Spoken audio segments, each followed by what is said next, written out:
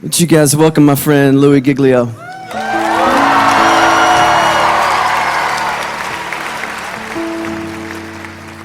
You guys can have a seat. Thank you so much. Man, what a great confession.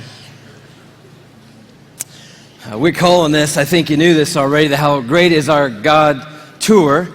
Not just because God has given Chris this phenomenal song that circled the globe, but we're calling it the How Great Is Our God Tour because we are here tonight worshiping a God that is far beyond anything we could ever dream of or imagine. We are here tonight to worship a huge, massive God of grace and glory.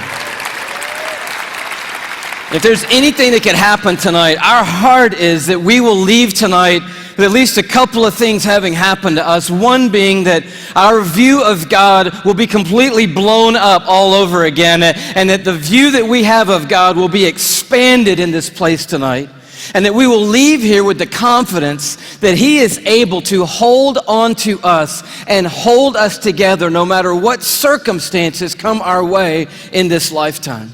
And if you were with us on the Indescribable tour, we sort of took a swing at that first part, looking at the bigness of God and the greatness of the universe. Anybody make it out to the Indescribable tour, by the way? A few of you guys were there. The story of it in a nutshell was that the heavens are telling the glory of God. Their expanse declares the work of His hands. In other words, all you have to do is look up and you see the size of the God that we're worshiping tonight. We ended that, just a little review, with this galaxy right here, the Whirlpool Galaxy. You're like, man alive, we're talking about astronomy at a Christian worship service. Why not? The God that we're worshiping tonight is the one who created that right there. It's called the darling of astronomy. The reason why is it's sitting completely perpendicular to us on Earth, and when we look up at it, we get this beautiful view. But check this out. The Whirlpool Galaxy is 31 million light years away from where you're sitting right now. Okay, they got nothing in here tonight. 31 million light years away. That's just the first little thing we got to catch up with tonight.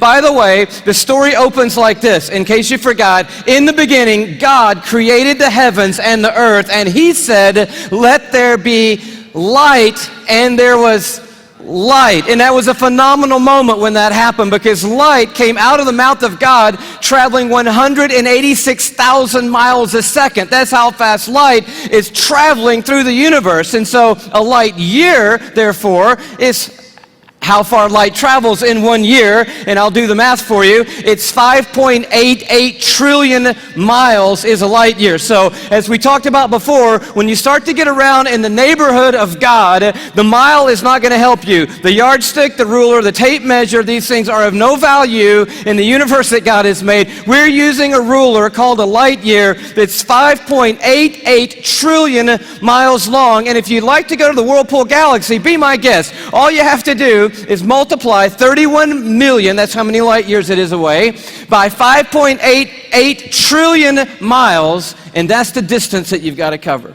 Anybody with me so far? I'm wondering, are there any science lovers here tonight? Because we're going to have a little scientific content tonight, and I need to know if anybody's going to be with me so far. So you do the math, or you could look at it a different way. You just have to travel 186,000 miles a second for 31 million years, and voila, you will arrive at the Whirlpool Galaxy. Second thing that's pretty stunning, given that our God made that, is it contains 300 billion stars. In that one galaxy, 300 billion stars. And it is one of hundreds of billions of other galaxies in the known universe that God has made. And it just reminds us all over again tonight, man, this God that we're singing to tonight, He's enormous. He's bigger than anything we've ever dreamed of. He's bigger than our wildest imagination of Him. But we ended by looking inside that thing, and this is pretty stunning. Those of you who've seen it remember, but the Hubble Space Telescope is circling the Earth at 360 miles above the Earth, and it takes amazing images of these galaxies and other phenomenon of the cosmos, and it looked into that white core of the Whirlpool Galaxy, and lo and behold, there is a black hole in there.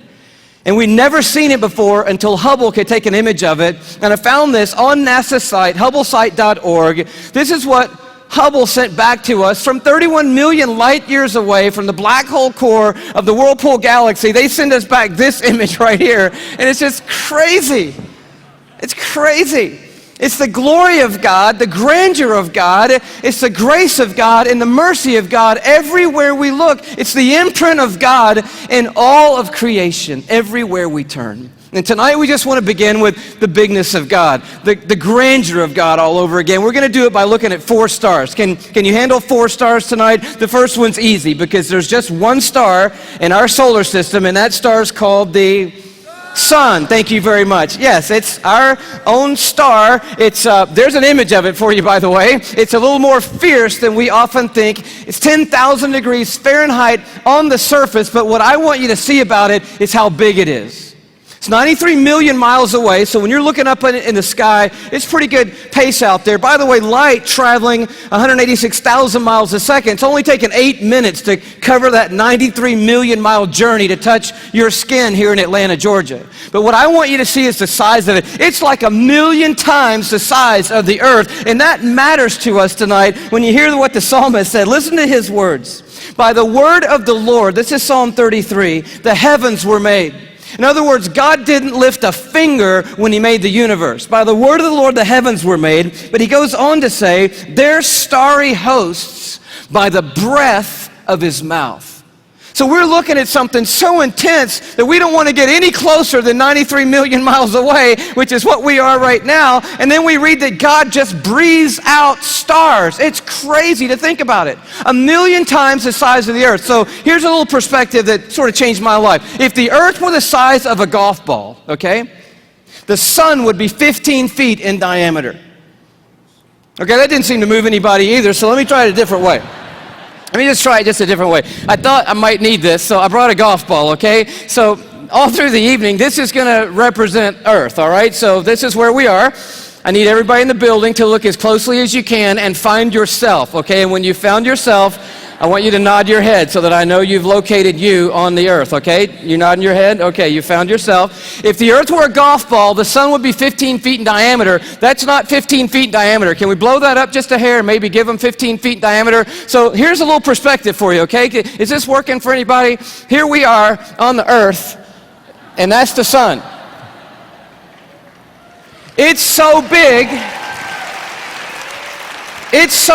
you could put 960,000 Earths inside the sun. So if the earth were a golf ball and the sun were 15 feet in diameter, you could put 960,000 golf balls inside that 15-foot diameter sun. That's enough golf balls, by the way, because I know that seems like a big number, to fill a school bus with golf balls could fit inside the 15-foot in diameter sun. It's a massive star, and it's one of hundreds of billions of stars in the Milky Way galaxy, our cul-de-sac in the neighborhood called the cosmos that God has made. It's huge, and we're worshiping a star-breathing God tonight. But I want to tell you about the second star, okay?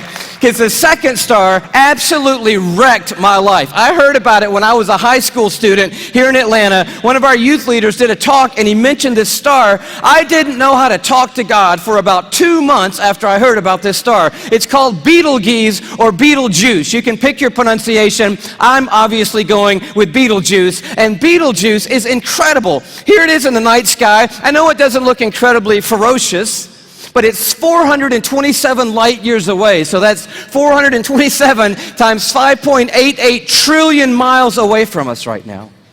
Draw it in a little closer with the Hubble Space Telescope, and you can start to get a little bit of the feeling of its intensity. But this is the crazy thing about Betelgeuse. Are you ready for this? Betelgeuse is twice the size. Are you ready? You think I'm going to say twice the size of the sun? Oh no, it's twice the size of the Earth's orbit around the sun, Betelgeuse is. It's crazy. If the earth were a golf ball, Betelgeuse would be the height of 6 Empire State Buildings on top of each other. Now, come on, have you seen the Empire State Building? I mean, maybe what you're going to need to do is gather the family, get a golf ball, get some plane tickets, and fly up to New York. And you're going to go into Midtown, you're going to take your golf ball and put it on the sidewalk outside the Empire State Building. Don't worry about people thinking you're crazy. They're not even going to notice you in New York. You're going to go across the street, you're going to look up at the Empire State Building and imagine 5 more Empire State Buildings on top of the Empire State Building. That's Betelgeuse, and that's the earth, and somewhere you're on it.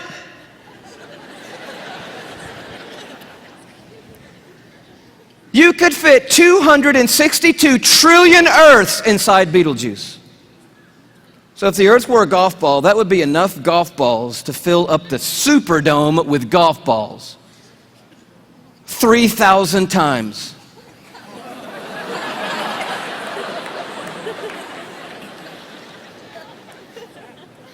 When I heard that as a teenager, that stumped me right there. Because most of my praying had been advising God, correcting God, suggesting things to God, drawing diagrams for God, reviewing things with God, counseling God.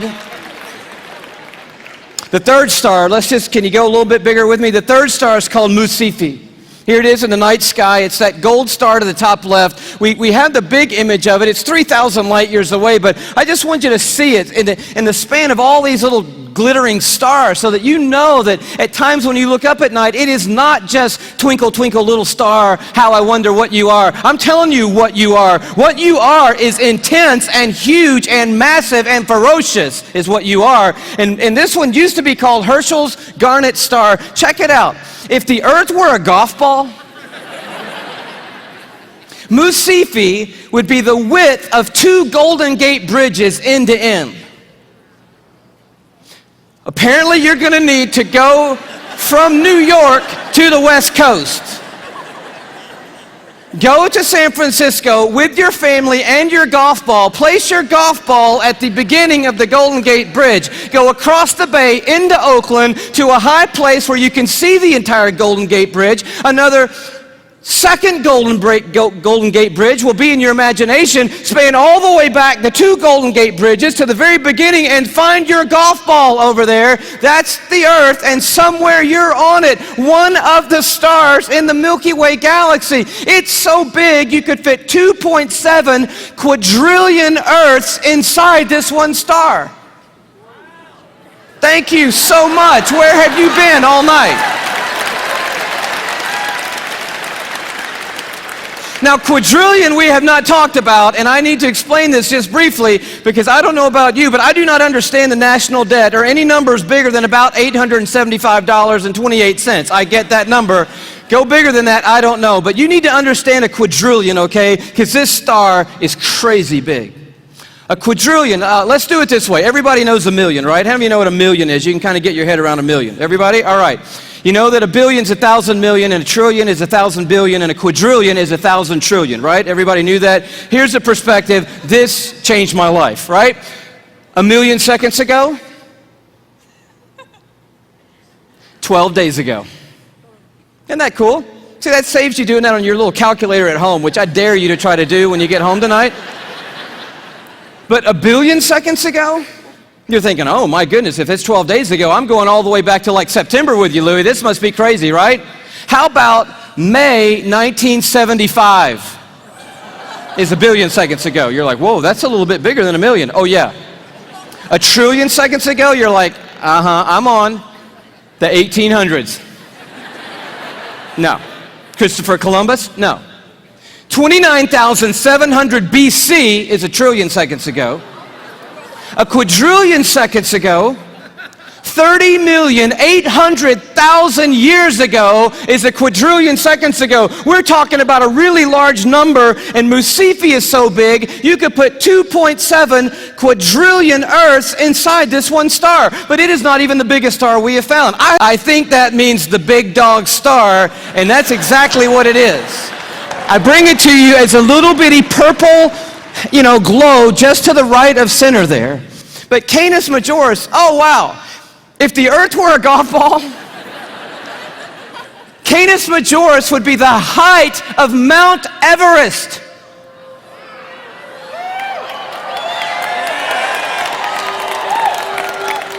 Thank you. You just saved your family plane fare from California to Kathmandu, Nepal. Almost 6 miles above sea level, the highest point on the planet, and I just dare you to get up there and unzip the parka and pull out your golf ball.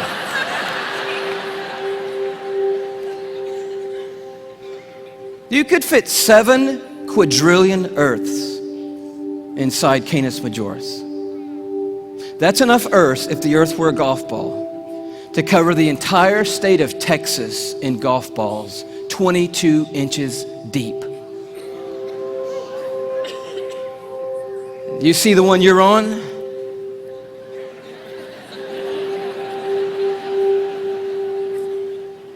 Maybe this will help a little bit more. This absolutely blew my mind. Just a little journey through our solar system. Everyone knows our planets and sort of how we fit in to the story here. You see really quickly that we're not even the biggest deal in our own solar system, but as Earth comes by, you have to know tonight that we are living on a privileged planet. Anyone would tell you we're living at one of the most special places, if not the most special place in all of creation. But Neptune comes by and Saturn and then Jupiter, and you're like, okay, we're not all that big, even in our own little cul-de-sac.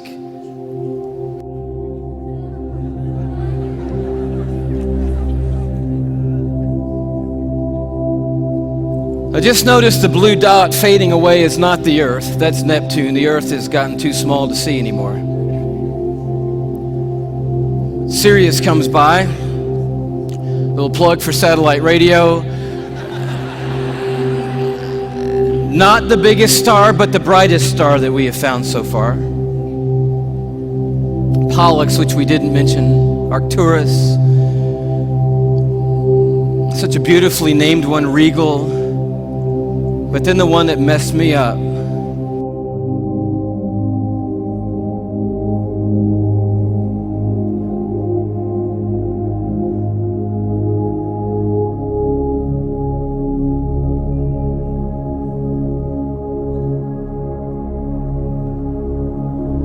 Our third star, Musifi. Musifi's cousin, W. Cephei.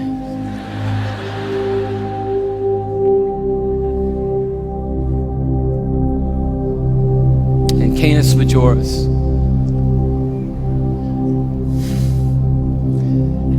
And do you know that you couldn't come up here right now with a Sharpie and make a mark on the screen that would approximate the size of our sun? You couldn't even do it. I mean, when you look at these in their relative size, we just have to put a little arrow over there that says, if you could put the sun on here, which you can't, it would go somewhere about here. And can you hang on that for me? And when you see this, I don't know what happens to you, but I'll tell you what happens to me. A shrinking feeling comes over me, and it's not a bad shrinking feeling, it's a good shrinking feeling. Because sin, it has a way of shrinking God down in our minds and puffing us up in our own estimation.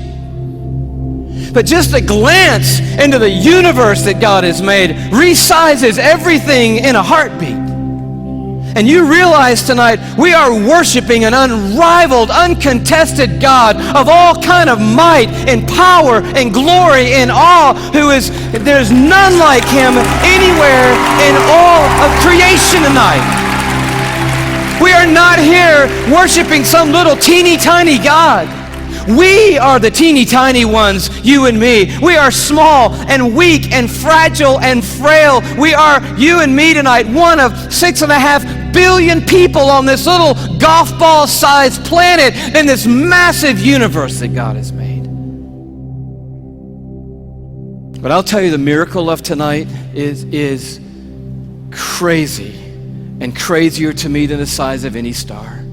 Is that though we are but a vapor, you and me, and tiny and frail, we are marked by majesty. And we have been created in the very image of the God who breathes out the stars and put the universe into place. You and I are fashioned and formed and ordained by the God of all creation. We are fearfully and wonderfully made, you and I. We are a miracle. You're a miracle sitting in the building tonight. If I could just remind you just for a moment, you are somebody incredibly special. Let me just dial back to the beginning, and I know you know this already, but in the very, very beginning, here's how you happened, okay? One cell from your mom found one cell from your dad.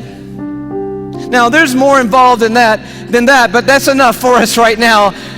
And by the way, we should applaud the one cell from your dad, because that one cell did a pretty heroic thing to be the one cell in the story that we're talking about tonight. One cell from your mom met up with one cell from your dad, each one carrying 23 chromosomes. The one from your mom was carrying half of her DNA. The one from your dad was carrying half of his DNA. And those two cells met and merged into one single cell. And when they did, those chromosomes matched, and they began to form together a brand new DNA code. Using 4 characters, 4 nucleotides, they begin to write out what we have now discovered is the 3 billion character description of who you are, written in the language of God. They wrote out your DNA, your human genome of 3 billion characters made up of those 4 simple nucleotides. And when they did, they described who God had ordained you to be. In that one little simple cell. Scientists say if you took the DNA out of that one little cell and stretched it out, that DNA would be 6 feet long. 3 billion characters stretched out to 6 feet long. So amazing that if I were to read your DNA, reading 1 character per second, night and day, it would take me 96 years just to read the description of you.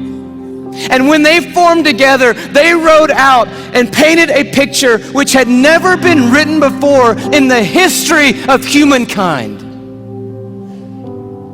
And then that cell did the unthinkable. It set out to build that model from one cell.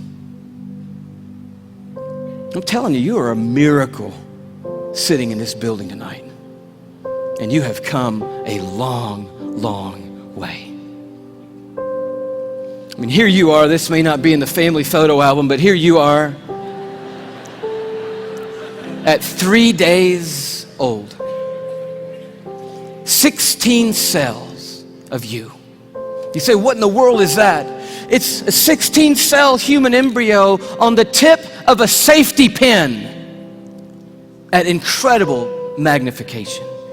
So by now, that one cell had turned into 16 cells on its way to making the 75 trillion cells that make up your body tonight. Every one of those 75 trillion cells containing that 6 feet of the 3 billion character DNA code that's you. There's so much DNA in your body, by the way. If you stretched it all end to end, there'd be enough DNA to go to the moon and back inside your body. 178,000 times. That's how amazing God has made you to be. 75 trillion cells in your body. And when I told you that, 50,000 of those cells died and were replaced by brand new cells when I told you that. And then just now, 50,000 more cells died and were replaced by brand new cells. It's happening every 3 seconds, day and night, all the days of your existence. And you wonder why you're tired all the time. I'll tell you, you're doing some amazing stuff night and day. We're miracles, you and me. I love the way Augustine said it, one of the great fathers of the church and of the faith. He just nailed it when he said it like this. Men go abroad to wonder at the height of mountains, the huge waves of the sea, the long course of rivers, the vast compass of the ocean, the circular motion of the stars. But they pass by themselves and they don't even notice. In the womb, miracles happening every moment. Here you are at 5 months in the womb. You remember those days? Those were the good old days. And just miracles happening every second. Let me tell you about one. Million optic nerve endings left the optic nerve center of your brain in the womb, headed for 1 million optic nerves that had left your eye. And they had to meet and match their exact partner, 1 million looking for 1 million. And when they found their exact partner out of 1 million and matched up together, in that instant you had sight. And anyone would tell you that to this moment, the most technologically advanced thing on planet Earth is your eye. Oh, but it didn't do you any good, because when that moment happened, you just had one piece of skin completely covering your eyeball. But as I read in one textbook, miraculously and mysteriously at about the 6th month, a little cutting device appeared, and it cut perfectly that piece of skin. And you had eyelids for the very first time in your mother's womb. You are fearfully and wonderfully made. And the God of the heavens is the one who fashioned you together. And he knows your name tonight. And he knows every single thing there is to know about you.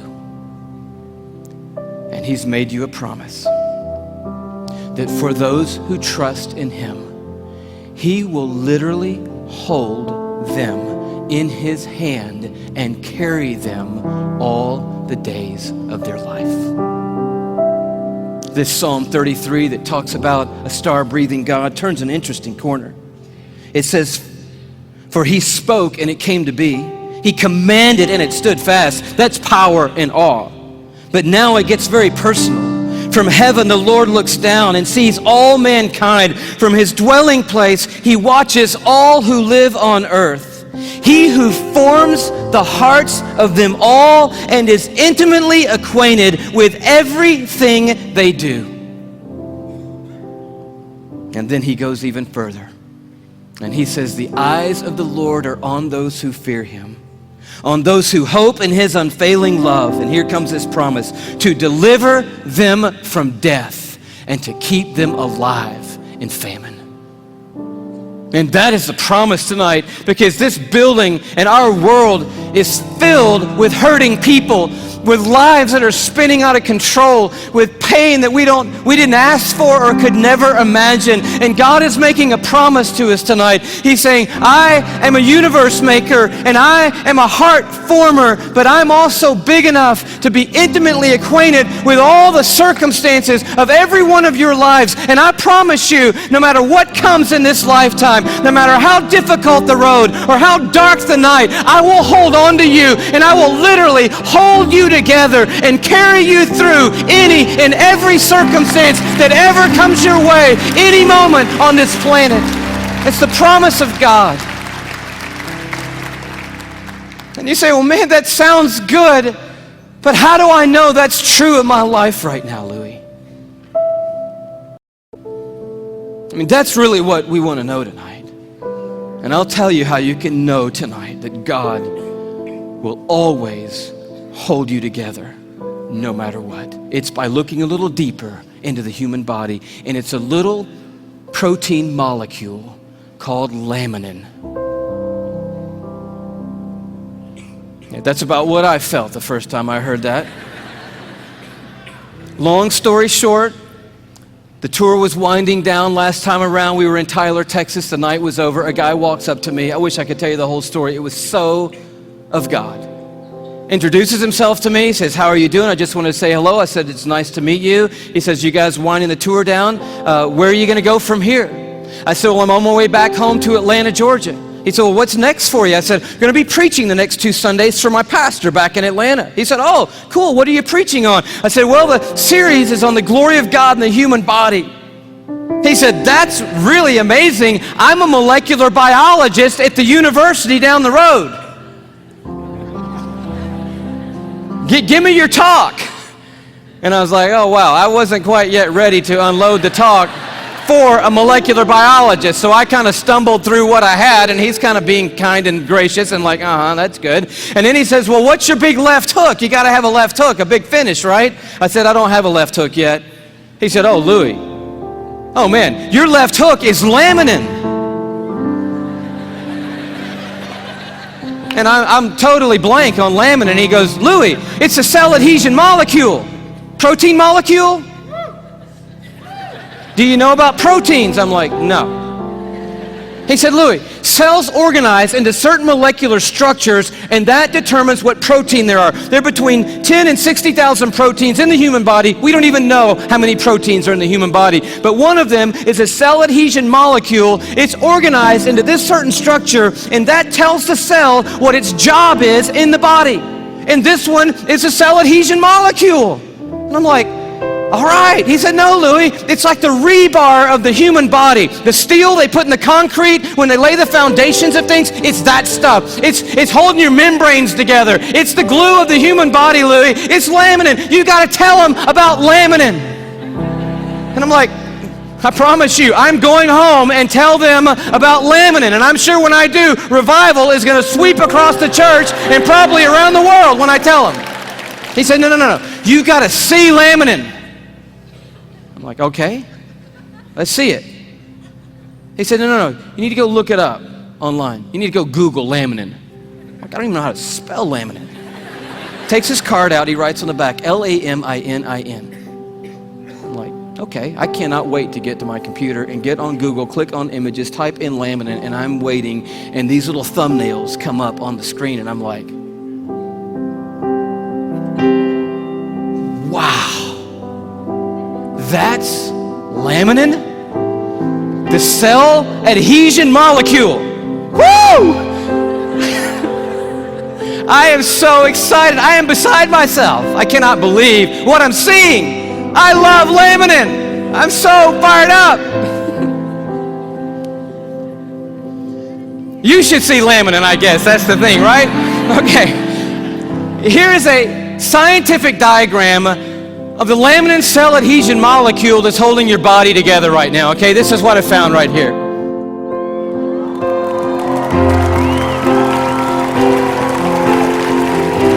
No, come on, that's crazy. That's just crazy. I just can't believe it. I emailed that guy back so fast, I'm like, wow, what in the world? He said, you want to see an actual laminin molecule? I'm like, oh no, man, the diagram was cool for me. I'm happy with that. Don't bother sending anything else. I'm like, yes! And he sends me this image, an electron microscopic image of an actual laminin protein molecule. It looks just like this.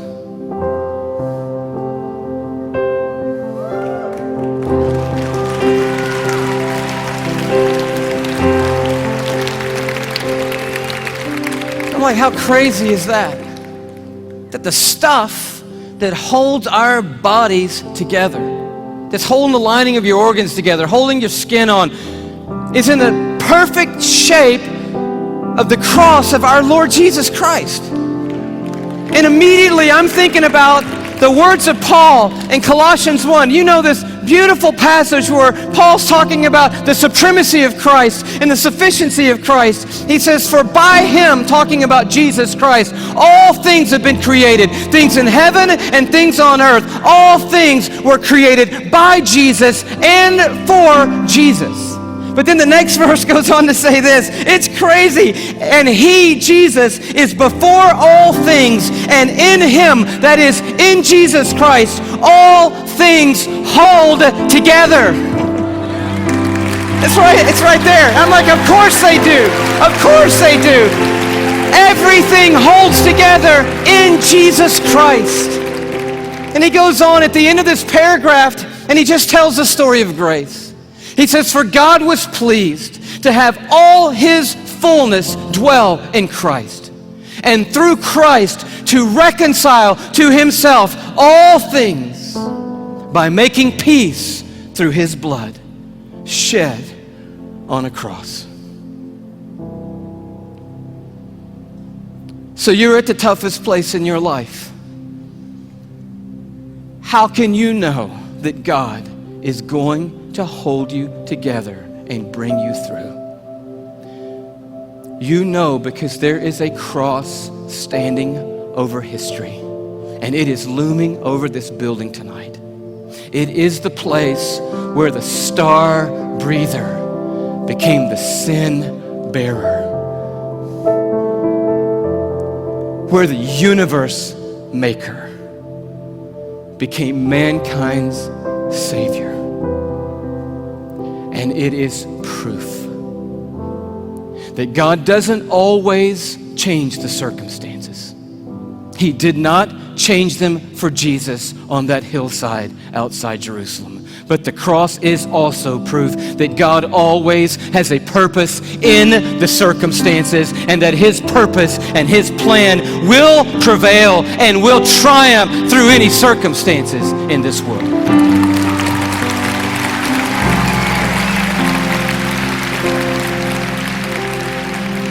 And so we just close with this question. It's found right in the middle of an interesting chapter in Isaiah 40 where it just talks about the expanse of God. He stretches out the heavens like a curtain, like a tent to dwell in. He leads forth the starry host one by one and calls them each by name. But then it takes a turn. And the writer of Isaiah says, "So why do you say, O Jacob? And why do you complain, O Israel? My way is hidden from the Lord." Or say, "My cause is disregarded by my God." In other words, there was a moment in the history of Israel when they felt like God had completely lost sight of them. That yes, I believe that God is big enough to make the world. I even believe that God ordained and made me. And now coming present tense, I'll accept the fact that God gave His Son on a cross. But what I really need to know right now, what really matters most to me right now is, does God see what I'm going through? Does He see what I'm carrying? Does He know that I can't take one more step or one more day? Does He care, and can He do something? That's what I need to know. And Isaiah answers, and he answers with another question. And it's a question for us here. He says, "Do you not know? Have you not heard? The Lord is the everlasting God, the creator of the ends of the earth. He will not grow tired or weary, and His understanding no one can fathom." He's huge. He is a star breather. He's big. But listen to what He loves to do. That God, that creator of the ends of the earth, that I do not grow tired or weary, that my understanding's too great for you, that God, here's what He does. He gives strength to the weary, and He increases the power of the weak. For even the youths will grow tired and weary, and young men will stumble and fall. But those who hope in the Lord, another translation, those who wait upon the Lord. The Hebrew word simply means this. When it says hope and wait, it means but those who stand right in the midst of the craziness, right in the midst of the pain, right in the midst of the chaos, right in the valley of the shadow of death, and they don't gloss over it. They're dealing with the hardest stuff in life, but standing in the middle of it, they say, "You know what? I don't see what God's doing. I don't understand what the plan is, but I'll tell you one thing. I am not going to give up on God, and I'm going to stand right here in the middle of this moment, and I'm going to trust that God is sitting on a throne, that He has a purpose for my life and a plan for my life. And I believe I'm going to see the goodness of God in the land of the living, and I'm not going to stop believing that no matter what." That's what the word means, to wait and to hope on the Lord. And He said, and here's the promise. You're going to wake up to rosy circumstances. No. Oh, He can do that, and He does do that. But the promise is greater than that. He said, those who wait upon the Lord, here's what I promise. I will renew your strength. And when you think you can't take one more breath, I'll give you enough to keep going on. And enough to keep going on. And enough to keep going on.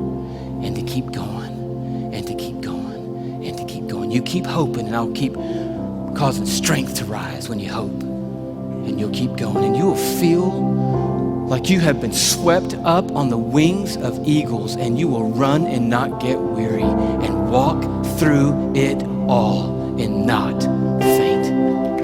He said, I will hold you. Even when you let go of me, I'm not going to let go of you. Do you know There are millions and millions and millions of microscopic crosses holding you together right now. And one giant, glorious cross of Jesus Christ that's holding every one of us that's trusted in Him onto the Heavenly Father and holding the Heavenly Father onto us. And it's going to keep holding us onto Him, that cross, forever and ever and ever and ever. We will never not be carried by the strong hand of a universe-making God, and He will bring us through. That is the promise of the everlasting God. Amen. God bless you. Bless you. Bless you.